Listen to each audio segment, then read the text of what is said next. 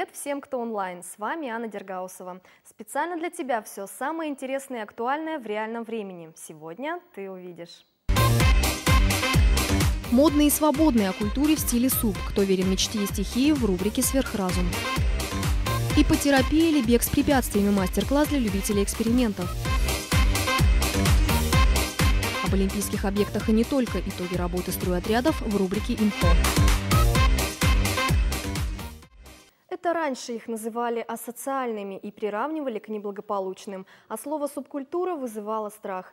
Сейчас неформалы – это скорее те, кого связывает общая цель и идеи. Те, кто восхищен красотой Бурятии, замирает от музыкального бита и отдает последнее – за велосипед или новенькую доску.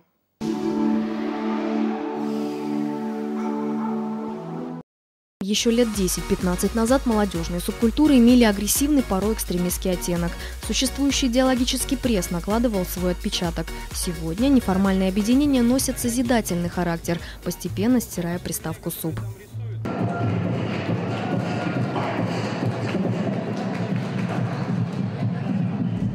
Стиляги, битники, хиппи – первые молодежные субкультуры появились в 20 веке в протест общественным ценностям. Так движение рокеров впервые возникло в середине 1960-х годов в США и Англии. Это молодежь от 13 до 30 лет, недовольная устоями общества и желающая изменить мир. Чаще всего это были выходцы из неблагополучных семей, обделенных государством.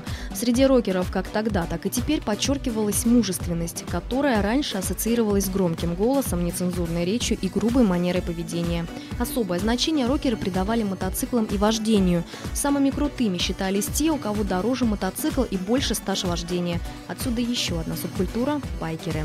Для этих людей байк не просто быстрый и удобный способ передвижения, а стиль жизни. История байкеров началась в 1901 году, когда компания 20-летних изобретателей из американского штата Милуоки начала работать над моторизацией велосипеда. Над созданием первенца трудились Уильям Харлей и Артур Дэвидсон. Позже это стал знаменитый бренд Харлей Дэвидсон. Если одни выбирают брутального железного коня, другие предпочитают более безопасный велосипед. Начинал я 3 года назад с мероприятий для ребят местного уровня, для велосипедистов именно. Потом потихоньку, помаленьку потянулись ребята, которые катаются на BMX, роликах, скейте. То есть мы делали уже такого любительского уровня, неплохого мероприятия. Фрирайдеры или любители неизведанных трасс. Ровные площадки не для них. Лес и горы, крутые спуски – вот их выбор. А главное – свобода.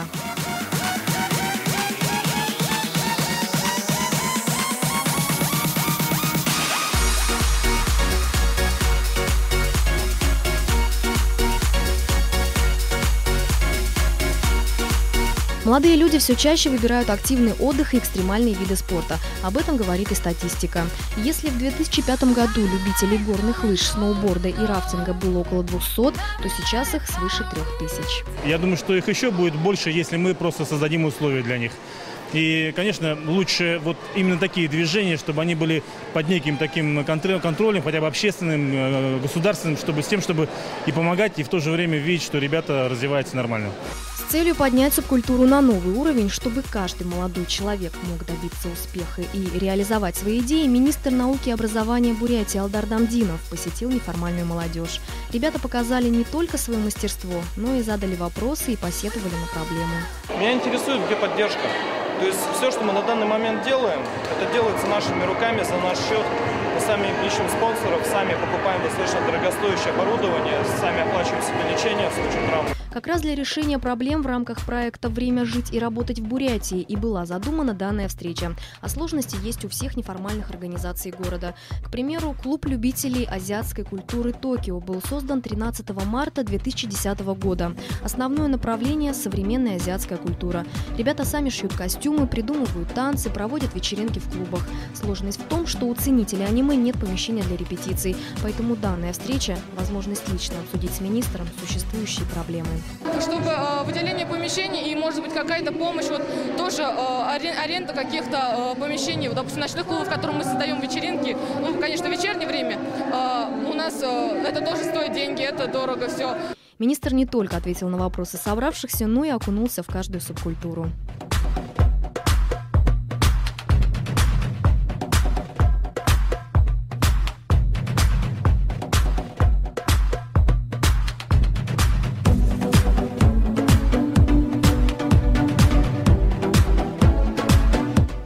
Крутые склоны хребтов, бурные реки, байкальский ветер привлекают внимание людей, увлеченных скоростью и стихией. 8 лет назад экстремалы Бурятии объединились в Федерацию экстремальных видов спорта и путешествий «Байкальский экстрим». Федерация занимается пропагандой и популяризацией активного отдыха, экстремальных видов спорта, такие как горные лыжи, сноуборд, горный велосипед, скейт-ролики, BMX и путешествия по нашей Бурятии. Это рафтинг, трекинг, всевозможные программы детские, соревнования, фестивали. Горы есть, реки есть, ветра на Байкале есть. Все нормально, соревнования проходят, и все рады и счастливы. Но одних природных условий недостаточно. Нужны скейтборды, где молодые люди смогли бы, не опасаясь за свое здоровье, кататься.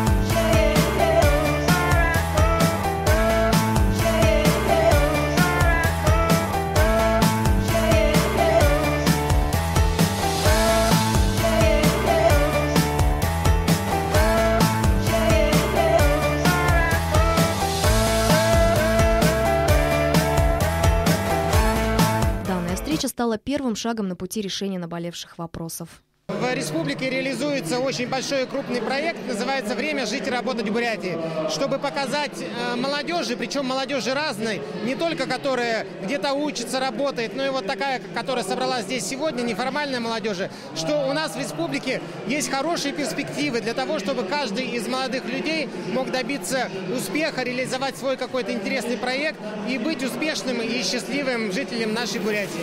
Будущее за молодежью. Возможно, совсем скоро у неформалов Бурятии появятся долгожданные площадки для успешной реализации своего потенциала. Еще древнегреческий историк Геродот заметил, верховая езда избавляет от темных мыслей, заменяя их веселыми и ясными. Плохое настроение, депрессия и все валится из рук – пора к лошадям. Тем более, что специально для тебя и только онлайн рубрика «Действуй». Мы решили провести эксперимент. Сможем ли мы овладеть тем, о чем давно мечтали, за 3 минуты.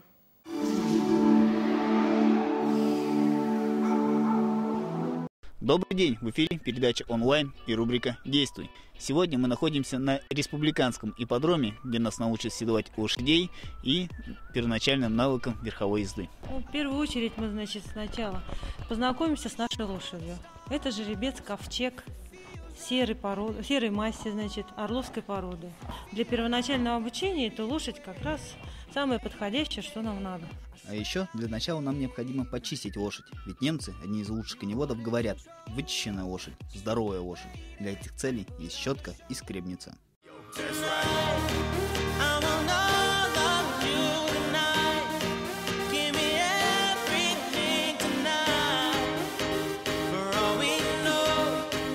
Далее необходимо оседлать лошадь. Для этого надеваем уздечку.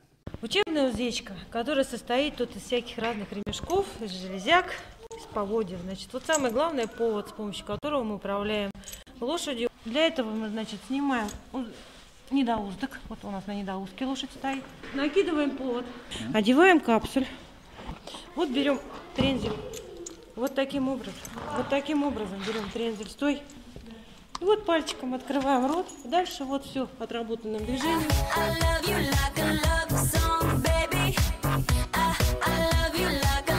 Теперь надеваем седло, чтобы оно не приносило дискомфорт животному. Кладем вольтрам, сшитую из ткани подушечки. Важное условие – стоять от лошади нужно только с левой стороны. Теперь подгоняем стремена. Они должны быть равны длине руки. Лошадь подкована, приступаем к самому волнительному – езде. Ковчега мы оседлали. Сейчас мы пройдем на манеж, где будем, собственно, обучаться верховой езде. Перед началом езды все еще раз тщательно осматриваем. Гладим лошадь, чтобы животное привыкло к нам. И, наконец, с левой стороны динамично запрыгиваем на лошадь.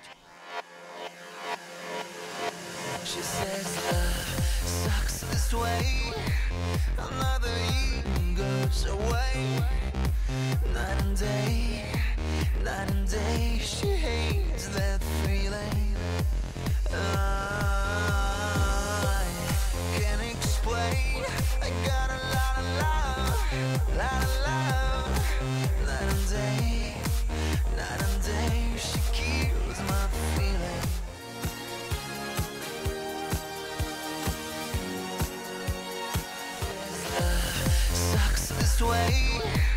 Another evening goes away. Night and day, night and day. She hates that feeling. I can't explain. I got a lot of love, lot of love. Night and day, night and day. She kills my feelings. Freedom. All I want is one more night. Freedom. I don't wanna wait.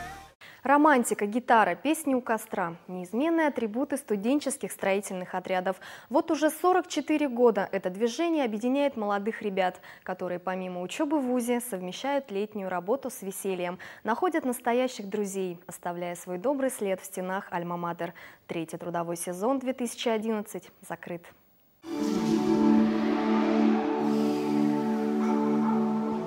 Стройотряд или знаменитая аббревиатура ССО. Студенческий строительный отряд появился весной далекого 1959 года.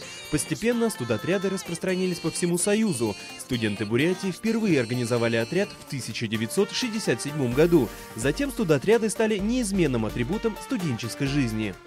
Летом помогаем там ремонты делать в школах, в клубе, для улучшения своего села, надеюсь, думаю. Летали на вертолете, работали, пели песни под гитару у костра, купались в море, загорали.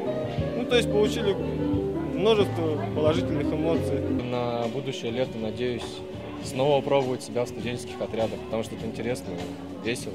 Помимо республики, бойцы стройотрядов успешно осваивают и территорию бескрайней России, где по трудовым показателям и участию в спортивно-культурных мероприятиях наши ребята показали себя достойно. Об этом говорят и итоги, которые подвели на республиканском слете студенческих отрядов. Как видите, здесь собралось очень много народа. Это все с разных районов республики. Помимо республиканских районных отрядов появились здесь и вузовские отряды, то есть представлены БГУ, Академия, технологические. Есть помимо этого есть и студенческие отряды СУЗов нашего города и республики. Трудовой сезон завершен. 157 студенческих отрядов, 3500 бойцов. Мы поддерживаем это движение. У нас есть программа, которая утверждена народным хуралом. Но мы каждый год, правда, небольшую сумму, но свыше 1 000 000 рублей мы даем на организационные моменты. Я думаю, что будем больше еще внимания уделять, потому что считаем, что это дело хорошее. Так, студенты Улан-Удэнского института железнодорожного транспорта стали лучшим студенческим отрядом на объектах олимпийского титула российского железнодорожного транспорта в городе Сочи. Строительно-ремонтные, экологические, педагогические, сельскохозяйственные, путинные отряды проводников. В студенческие отряде уже не первый раз. Первый раз я себя попробовал в роли сахалинца, обработчика рыбы, путинные на Сахалин, в общем. И чтобы как-то разнообразить свою жизнь, я второй год попробовал работу проводником. Я думаю, я не пожалел об этом. Построен детский дом в Кяхтинском районе, мост Максахоне, весовая для животных на Алтае, посажены и обработаны овощные культуры, проведена работа в детских лагерях и школах. Это далеко не полный перечень выполненных работ за этот сезон. Работа и все остальное очень понравилось. И заработок, соответственно. Суммарный объем заработанных средств за этот год составил 26 миллионов рублей. Но, по словам ребят, деньги не самое важное. Ведь самое главное – саморазвитие, во-первых. Во-вторых, для получения опыта. Чтобы люди молодые осознавали то, что они нужны стране. Все гениальное просто, главное творить, действовать и идти к своей цели. На сегодня все. Не забывайте быть онлайн. До встречи.